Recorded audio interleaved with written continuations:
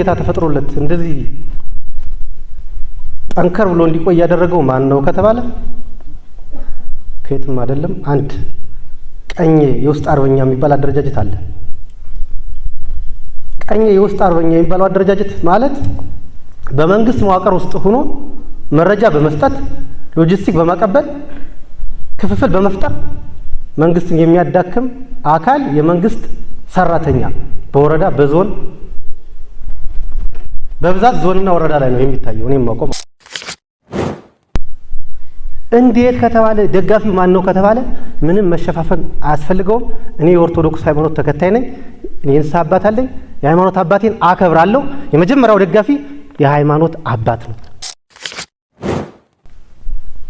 ሲደግፈን ሲያበረታታን የቆየ እንዴት ከተባለ አንድ ካህን እኮ የንስሐ ልጁን በዚህ ውጊያ ከሞት ንስሐ አያስፈልግም፣ ንስሐ ገብታል፣ በዚህ ውጊያ ከሞት አንተ መንግስተ ሰማያትን ትወርሳለህ እየተባለ የሚሰበክበት ሁኔታ ነው ያለ አባሉ። ይህ ሀቅ ነው። ጡት ተቆረጠችና እንደዚህ አድርጎ መንግስት መከላከያ ገደላት የተባለችቱን ሴት እኮ ሚዲያ ላይ ጥሩ አይነት ስኬት ነውና ቀጣይ ደግሞ በአካባቢያችሁ ከተሰዋ ብልቱን ቁረጡና በቪዲዮ የተደገፈ መረጃ ስጡን እኮ ነው የተባሉ። እና አጉት ላይ ብልቱን አልሰለቡትም ነበር እንዴ? ሲነቃ ሚዲያ ላይ ሳይወጡት ቀሩ እንጂ ሶማሌ ክልል ረጅም ጊዜ ቆይቻለሁ። በረሃ ነው፣ ምንም ይበቅልበት የለም። ዛሬ ግን በረሃ አረንጓዴ ነው። ከተሞች የቀበሌ ከተማ ከፍኖተ ሰላም በላይ ናቸው። ለልማት ብንሮጥ በጣም ተገቢ ነው። ሁላችንም መስሎን ነበር። ቄስ እንበለው፣ ዲያቆን እንበለው፣ የሀገር ሽማግሌ እንበለው፣ መምህር እንበለው፣ ጡረተኛ እንበለው መስሎን ነበር። ጀምረነዋል፣ ተጀመረ። ግን ዛሬ ለምን አይበቃም? መምህራን ብትለው አርበኛ፣ የሞባይል አርበኛ አንደኛው መምህራን፣ ሁለተኛ ያናንተ አመራር የነበረ ወይ ሰርቆ የሆነ ነገር ስታባረሩት ህዝቡን እየከፋፈለ ቢያበጣብጥ ምን አለ ጎበዝ አባቶች ወንድሞች፣ ፖለቲካውን ለፖለቲከኛው ብንቶ ውጊያውን ጦርነቱን እስቲ ለነ ጄኔራል እንቶ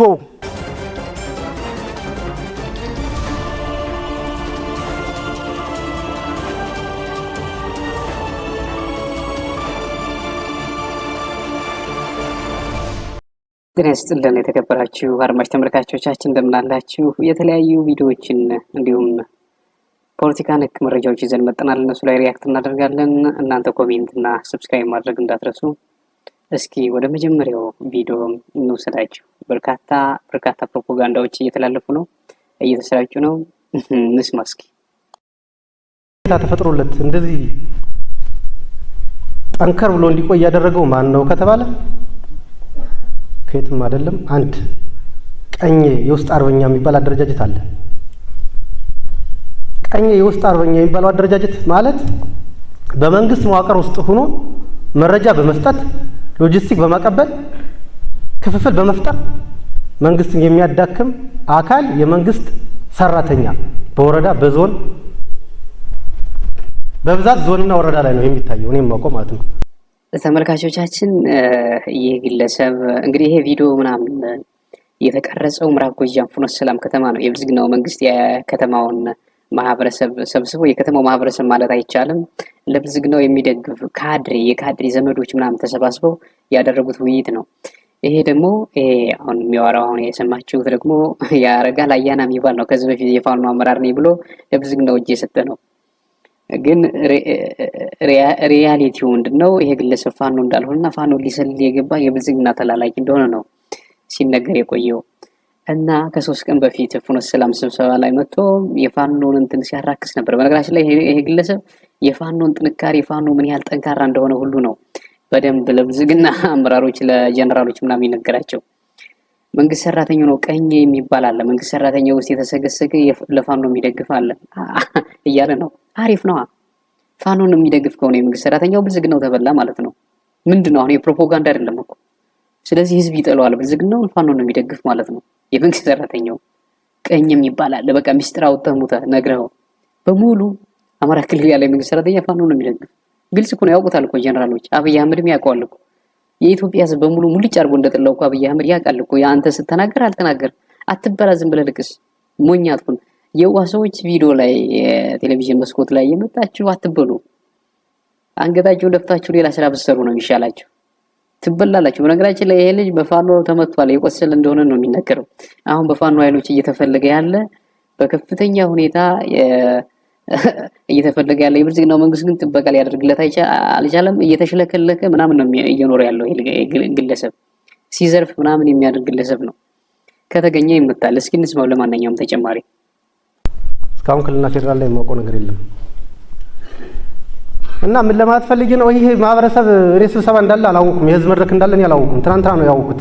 የሆነ ቦታ ላይ ቡና እየጠጣው ነበርና ነገ እኮ ትላልቅ አመራሮች የሚገኙበት የህዝብ መድረክ አለ እና እነከሌ የሚባሉ አመራሮች ስማቸውን ባለፈው የሆነ ነገር ስለተባለ አደራ ብለዋል፣ ስለኛ መልካም ነገር ተናገሩልን ተብሏልና እንዳያፍሩ እነዚህን ሰዎች ጥሩ ነገር ተናግረን ማለፍ አለብን ይላል። ቡና ቤት ሰዎች እንትን ብለው ማለት ነው። በአጋጣሚ በቦታው ነበርኩ። እንደዚህ አይነት የመንግስት አመራር ሆኖ ስሜን በመልካም ነገር አንሱልኝ መድረክ አለ ብሎ መናገር ምን እየሰራ እንደሆነ ይሄ ሰውዬ ያውቃል ማለት ነው። መልካም የሰሩ ሰዎች ስለኔ አንድነት ተናገር ብለው ይናገራሉ ብዬ አላምንም። ችግር ያለበት ሰው ነው እንደዚህ የሚል። በስም ጥራ ከተባለ መጥራት ይቻላል። እነማን ናቸው ከተባለ እዚህ ውስጥ ስላሉ ሊናገሩም ስለሚችሉ በስም መጥራት ይችላሉ። ትናንትና እንደሰማኋለ በነገራችን ላይ በጣም አደገኛ የሆነ ነገር እንትን እያለ ነው። አይታችሁታል አይደል? የሆነ ቦታ ቡና ሲጠጣ የሆኑ ባለስልጣናት ምናምን የብልጽግናው ምናምን አመራር የሆኑ ሲያወሩ ሰምቻለሁ። የፋኖ ደጋፊዎች ናቸው እና ስማችን በጥሩ እንድንነሳ ምናምን አድርጉ ሲሉ ሰምቻለሁ። እንዲያውም ስብሰባ ላይ ያሉ አሁን በስም ልጠራ እችላለሁ። እዛው ላይ ምናምን ሽብር ሊፈጥር ማለት ነው። አይታችሁታል? ዋንጫ ልትሸለም ነው አሁን አንተ እንደዛ የምትዋራው ነው። ማይንድህ ማሰቢያ ኖካውት ሆኗል። በቃ መሐመድ ተሰማ ጀነራል መሐመድ ተሰማ የሚባለው አንድ ሆዳም አለ ለዋስ ሲላላክ ነበር። አሁን ደግሞ አብይ አህመድ የሚፈልገውን ያክል የሚጭነው አንድ ግለሰብ አለ። ጀነራል እንዳይመስል እሱ በነገራችን ላይ አይደለም።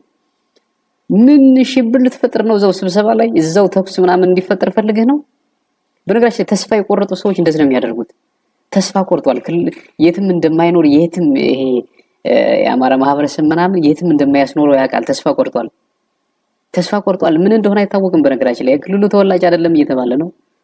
ከብልጽግናው ተልኮ የተሰጠው እንደሆነም ነው በተደጋጋሚ የሚነገረው። እዛው ላይ ሰዎች ሊጠቁም ይችላል እያለ ነው። ስብሰባ ላይ እዛው እኮ ነው፣ እዛው የሆኑ ባለስልጣናት አሉ እያለ እዛው ላይ ሊያስይዛቸው ነው። ስለዚህ ያው ሲወጡ ይያዛሉ ማለት ነው።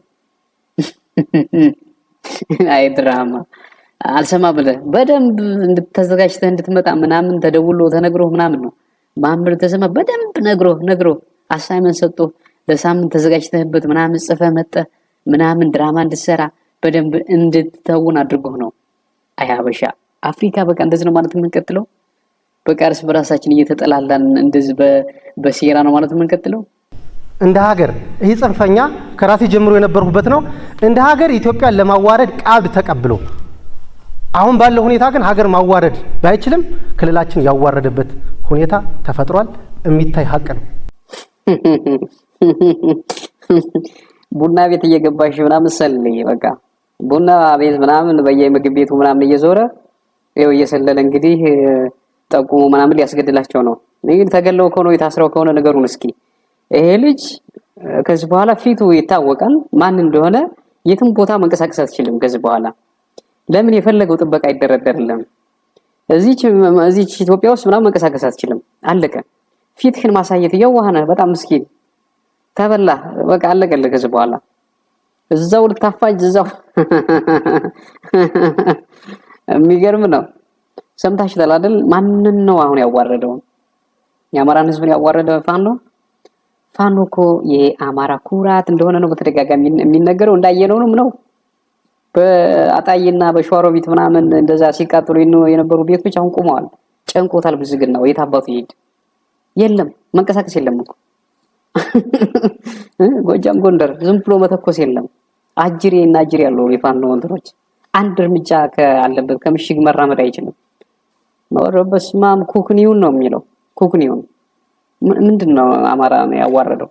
የተዋረደ ራሱ አብይ አህመድ የላከው ሰራዊት ነው። አማራ ተዋረደ እያሉ በነገራችን ላይ እያስወሩ ነው አይደል? የሆነ የስነ ልቦና ጫና ምናምን ለማድረግ እነዚህ ስብሰባ ላይ ምናምን የሚሳተፉ ይሄ አረቂውንና አምቡላውን ሲነፋ የቆየ ጀነራል ውስኪው ሲራጭ ምናምን ሴት ምናምን እኔ እኮ በጣም የሚገርም ከሴተኛ አዳሪ ጋር የሚያድሩ እኮ ናቸው እነዚህ ጀነራል አይደሉም። ሙስሊም ነው አይደል መሐመድ ተሰማ ሲጠጣ ነው የሚያድረው። ተዋረደ ይላሉ። አማራን አዋረደው ፋኖ ይላሉ። ምንድነው ያዋረደው? ምን እንዴት አድርገው እስኪ ያስረዱን። አማራ ተዋረደ ይሆናል እንዴ? አማራ እኮ ተዋርዷል።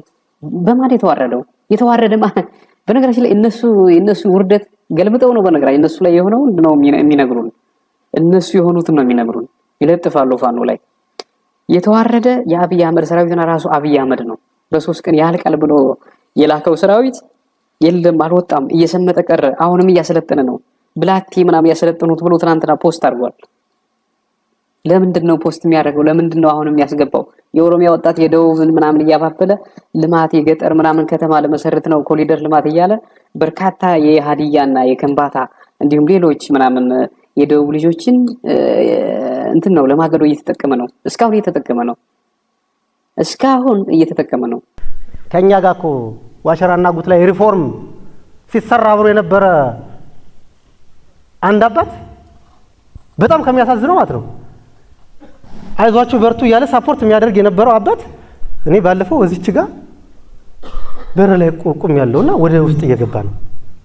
አይ ተመስገን የሰው ኢየሱስን ተመለሰ ማለት ነው ምናምን ስል ሚስተር ከሌ እየገባ ነውና እንደዚህ ነው አቀባበል አድርጉለት ነው ያልሁኝ። የሆነ አካል ላይ ደውዬ አይ እሱ እኮ የሀገር ሽማግሌ ነው እንደዚህ አይነት በሁለት ቢላ መብላት ጥሩ ነው ወይ ነው?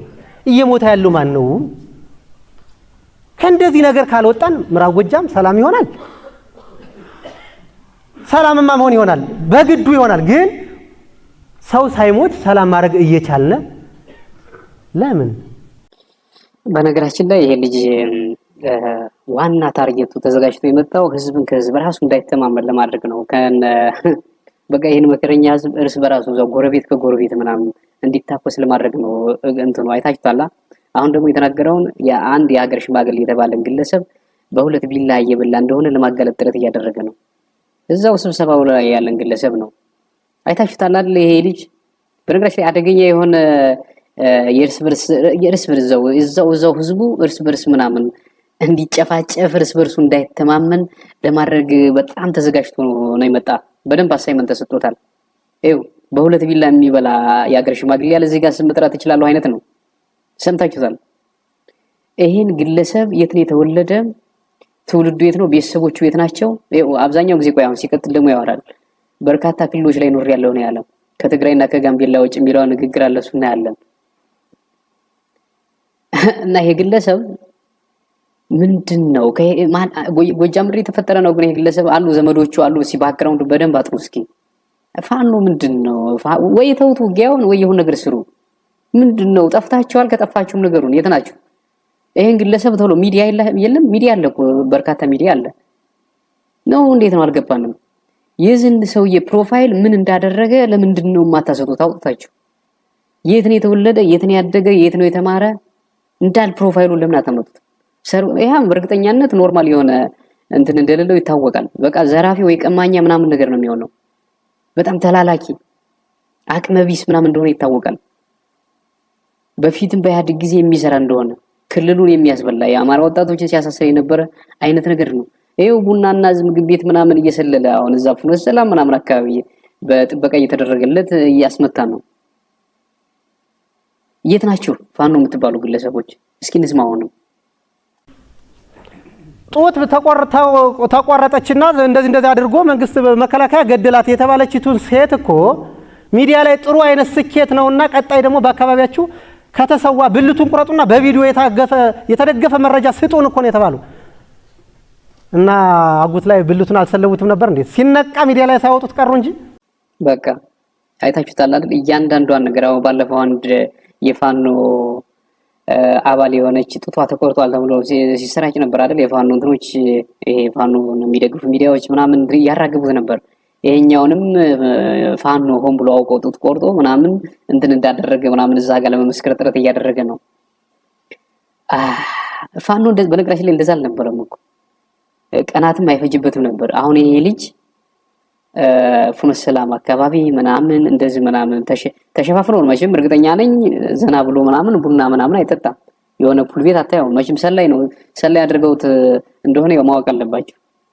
የተለያየ ምናምን ልብሶችን እየለበሰ ምናምን ቀሚስም ሊለብስ ይችላል ሰላይ ስለሆነ። ይሄን ግለሰብ የት እንዳለ እንዴት አንድ ወንድ ይጠፋል? እንዴት አንድ ወንድ ይጠፋል? ወንድ ይጠፋል እንዴት? ወይ ንገሩን፣ ምን አይነት ጥበቃ እየተደረገለት እንደሆነ ተናገሩ። እየፈለግነው ነበር እንደዚህ ነው ምን የሆነ ነገር የለም። እስኪ አሁን ቢቀጥል እስኪ እኔ ይቅርታ አድርጉልኝ እንጂ ከትግራይና ከጋምቤላ ውጭ የማላውቀው የኢትዮጵያ ክልል የለም። አውቀዋለሁ ሁሉንም። ያለን ምዕራብ ጎጃም የዞኑ ዋና ከተማ ላይ ነው። እኔ ምዕራብ ጎጃምን የማወዳድረው ከሌላ ሀገር ከወረዳ ወይ ከቀበሌ ጋር ነው። ሶማሌ ክልል ረጅም ጊዜ ቆይቻለሁ። በረሃ ነው፣ ምንም ይበቅልበት የለም። ዛሬ ግን በረሃው አረንጓዴ ነው። ከተሞች የቀበሌ ከተማ ከፍኖተ ሰላም በላይ ናቸው። ለልማት ብንሮጥ በጣም ተገቢ ነው። በነገራችን ላይ እንደዛ አይነት ልጅ የወለድሽ እናት አይዶን ነው ምን ማለት ይቻላል? እንደዛ አይነት ተላላኪ አሁን ይሄ ወንድ ነው ማለት ወንድ ነኝ እንዳይል፣ በነገራችን ላይ ወንድ ነኝ እንዳይል፣ ወንድ እንደዚህ እንትና ልክ እንደ እንትና አይቅበጠበጥም። በጣም ነው የሚገርመው። በጣም ነው የሚገርመው። እንደዚህ አይነት መድረክ ላይ እንደዚህ አይነት ነገር ሰምታችሁ ታውቃላችሁ? አሁን ይሄ የጦርነት ጊዜ ነው ምናምን እዚያው ላይ የሀገር ሽማግሌዎች እዛው አሉበት ቦታ ላይ እዛው ስብሰባ ያደረጉበት ቦታ ላይ እዛው እንዲረሸኑ እዛው ላይ እንዲታሰሩ እዛው ላይ የሆነ እርምጃ እንዲወሰድባቸው የሚያደርግ ንግግር ነው። እዛው ጓደኛው ከጓደኛው እንዳይተማመን እዛው ሲወጡ እንዲተኳኮሱ የሚያደርግ ንግግር ነው የሚናገረው። በቃ እንደነዚህ አይነት ሰዎች ናቸው በነገራችን ላይ አገር የሚያጠፉ። አሁን ይሄ እንግዲህ ብልጽግናው ይገባል። ከዛ በኋላ በቃ አለቀ። የሆነ ስልጣን ይሰጠዋል።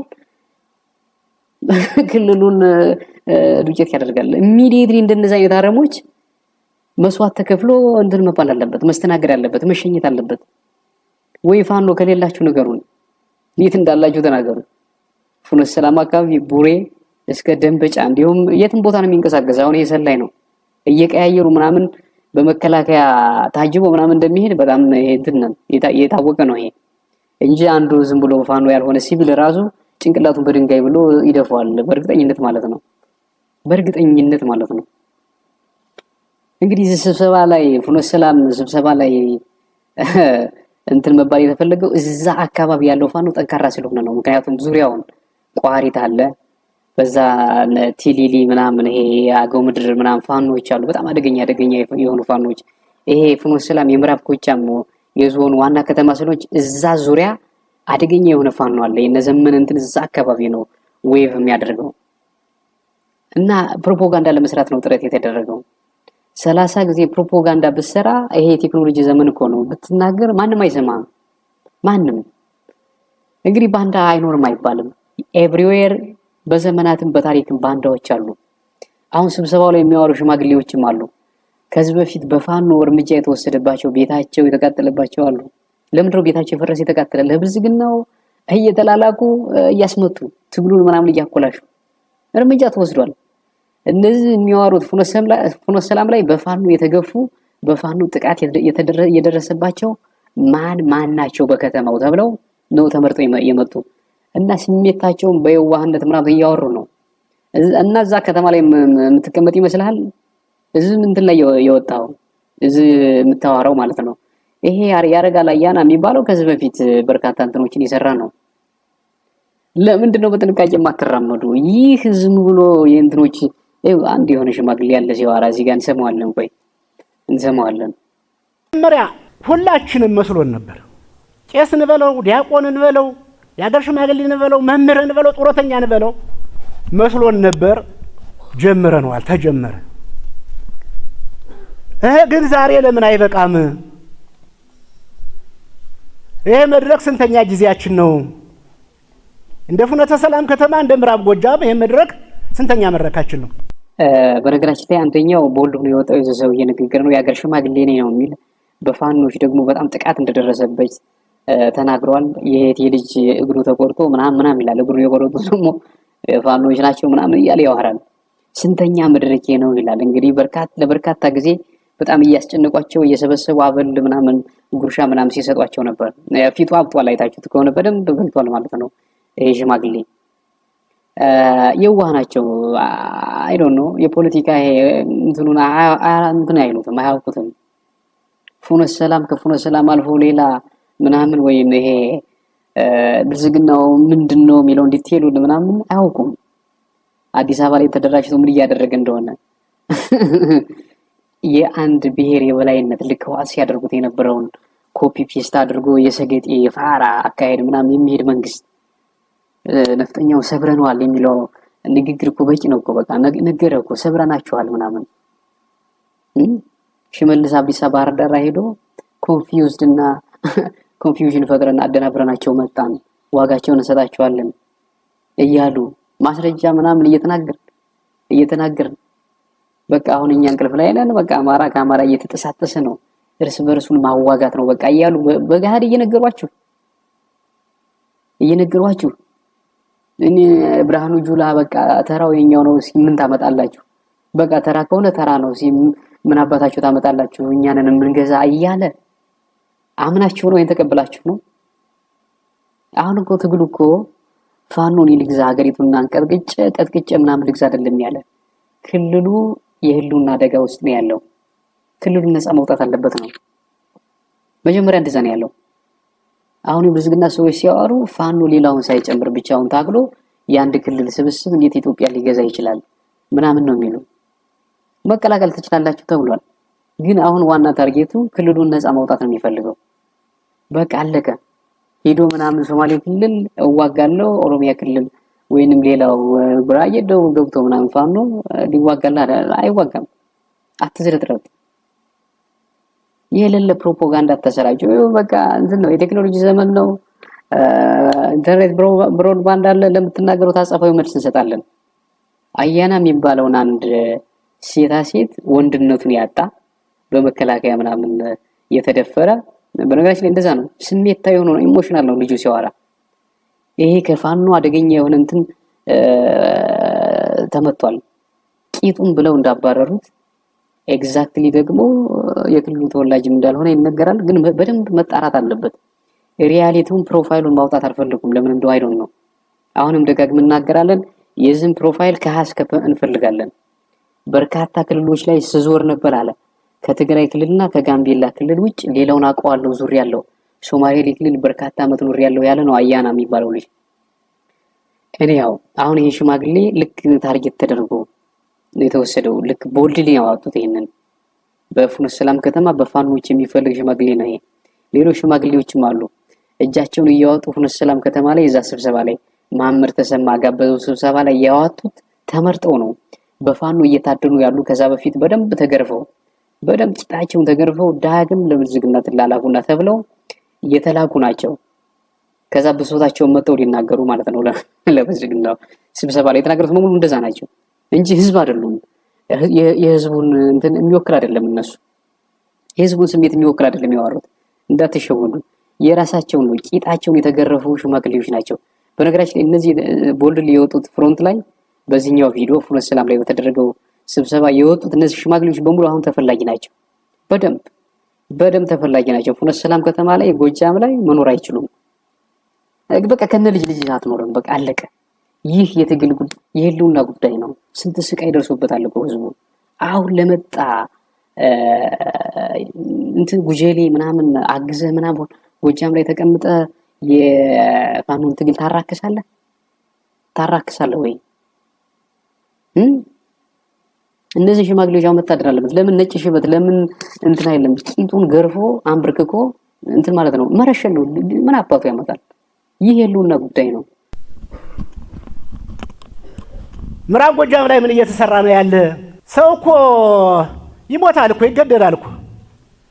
በንዚል ተከፍክፎ ፍኖተ ሰላም ላይ እኮ ነው አስከሬን የተቃጠለ። ፍኖተ ሰላም ምዕራብ ጎጃም ጃቢ ጽና ላይ እኮ ነው 12 ቁጥር በቢስማር በ12 ቁጥር ቢስማር ጭንቅላቱ ላይ የተመታ በበርቴሎ የተገደለ እኮ ጃቢ ጽና ነው ፍኖተ ሰላም።